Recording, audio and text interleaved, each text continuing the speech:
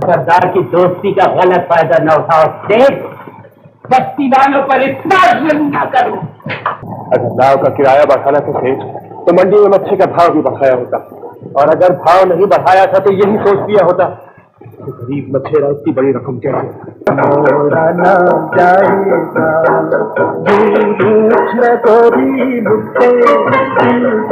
गया तो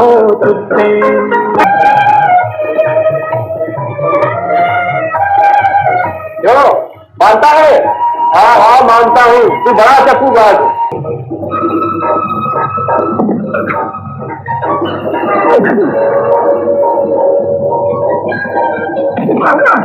उसे भी सरदार से पूछे बगैर ताजू पर मंडी का दरवाजा नहीं बंद करना चाहिए।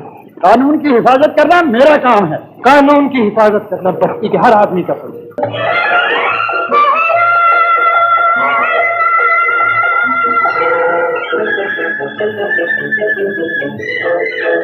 कोई शर्त नहीं सरदार, नूरी की शादी उससे होगी जो सरदार बना, और सरदार बनने के लिए उसे बस्ती के रिवाज के मुताबिक नाव की दौड़ जीतनी है। मंगा सरदार की तरफ से ऐलान किया जाता है कि नया सरदार बनाने के लिए बस्ती की रस्म के मुताबिक कल सुबह नाव की दौड़ का मुकाबला होगा।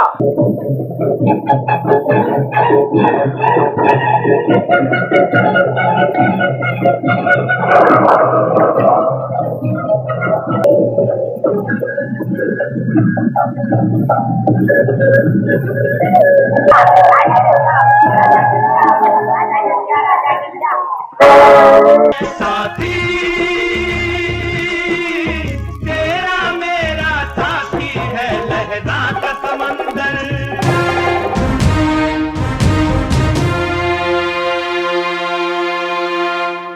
वो सेवन शरीफ वाला क्या था वाकया? वही हम उसको वीदो कहते थे, घर में भी उसका निकनेम वीदो था। मैं पहले तो ये प्रोडक्शन में आए थे फिल्म आर्ट्स के नाम से, तो बहुत बाद में जाके जो फिल्म समंदर बनी वो उसी वक्त ज़माने से उनके दिमाग में घूम रही थी। And he was looking for a very good location, outdoor location next to the water, जहाँ वो मछेरों के ऊपर फिल्म बनाना चाहते थे। What was that? The radiator, it's broken. Saib, it's a stone. उनका पीरजादे साहब का मकान का पता लिया, वहाँ पहुँचे, बताया कि कराची से आए हुए हैं। तो उन्होंने कहा कि ठीक है, आपको आज रात तो मेरे मेहमान हैं।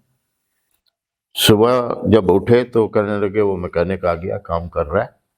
लेकिन मुझे ख्याल आया जो आपने हमें कहानी सुनाई है कि कहाँ से होते होते आप यहाँ पहुँचे हैं। मुझे लगता है कि यहाँ जो कलंदर साहब दफन है उन्होंने आपको खींच के बुलाया है। तो हम गए, फातिहा पढ़ी, दुआ पढ़ी, वापस आए, जीप तैयार थी, बैठ के चल दिए। बीदू ने मेरे से कहा कि तुमने दुआ की? मैंने कहा। कहेंगे क्या दुआ की? मैंने कहा भाई मैंने तो ये की कि मैं एमए में फर्स्ट आऊं। फिर कहेंगे मेरे से नहीं पूछोगे मैंने क्या दुआ की? कहेंगे मैंने तो ये दुआ की है कि मैं पाकिस्तान का नंबर 1 मैटनी आइडल बनूं।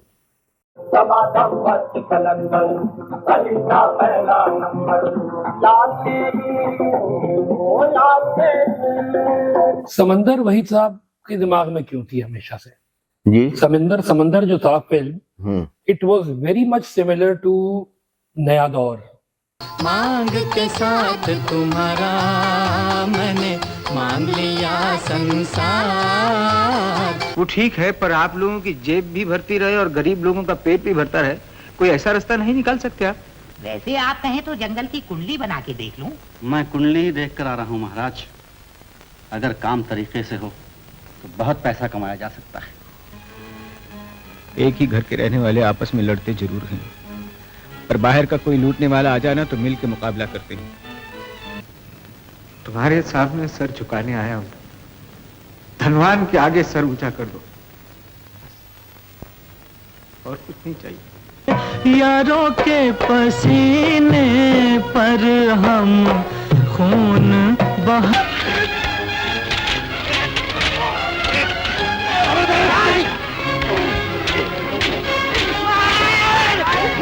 तो बढ़ा ले जाओ टांगा लारी से आगे, फैसला हो जाए। क्यों शंकर, हो जाए? तुम्हारा घोड़ा भी तो बड़ी तैयारी में है, बोलो।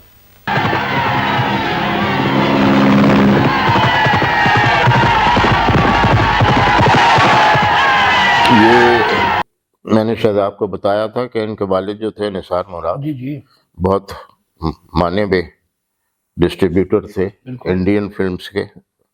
कराची में सब दो जो बड़े थे, जगदीश साहब और एक निसार मुराद साहब। तो उस वक्त इंडियन हाई कमिश्नर इंडिया की क्लासिक फिल्म्स मंगाते थे और इंडियन हाई कमीशन में ही महीने में एक फिल्म दिखाते थे क्लासिक टाइप। उसमें नया दौर भी दिखाई थी और ऑब्वियसली इतनी अच्छी फिल्म थी, इंस्पायर करने वाली।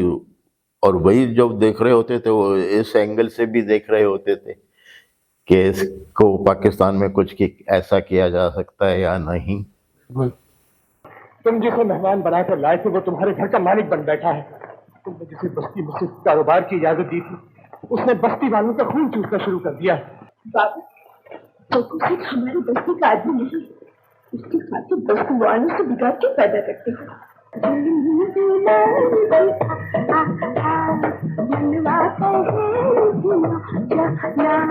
राजा, आज तुमने अपनी नाव देकर ताजू के बच्चों को भूख से बचा लिया, पर इस तरह सारी बस्ती तो जग्गू के जुल्म से नहीं बच सकती। हम कुछ पूछना नहीं चाहते। अब से एक बात, जग्गू को बस्ती से निकालो या अपनी गद्दी छोड़। हमारा सरदार राजा होगा। तो दिल में बसा ले उसे अपना बना ले, तेरे कदमों पर जो जान भाग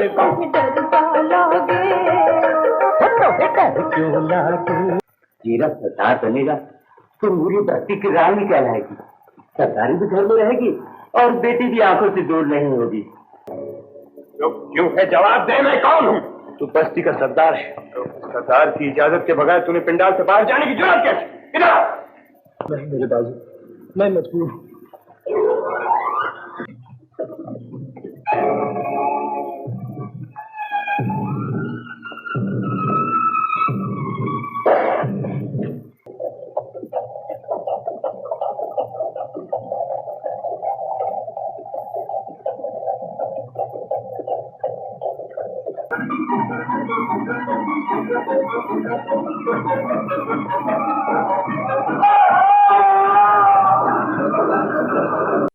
आदिल मुराद ने एक दफा मुझे कहा कि मेरे घर में सिर्फ अब्बा के होते हुए एक दफा वीसीआर आया है। कब? क्या वो 82 में आया था, उन्होंने विधाता देखी थी दिलीप कुमार की वजह से। तो मैंने उसको काउंटर किया, मैंने कहा ये भी तो हो सकता है कि शम्मी कपूर के लिए आई हो। तो फिर आदिल ने कहा कि हाँ यार ये भी हो सकता है, क्योंकि वहीद साहब को शम्मी कपूर बहुत पसंद थे। क्या कहते हैं आप?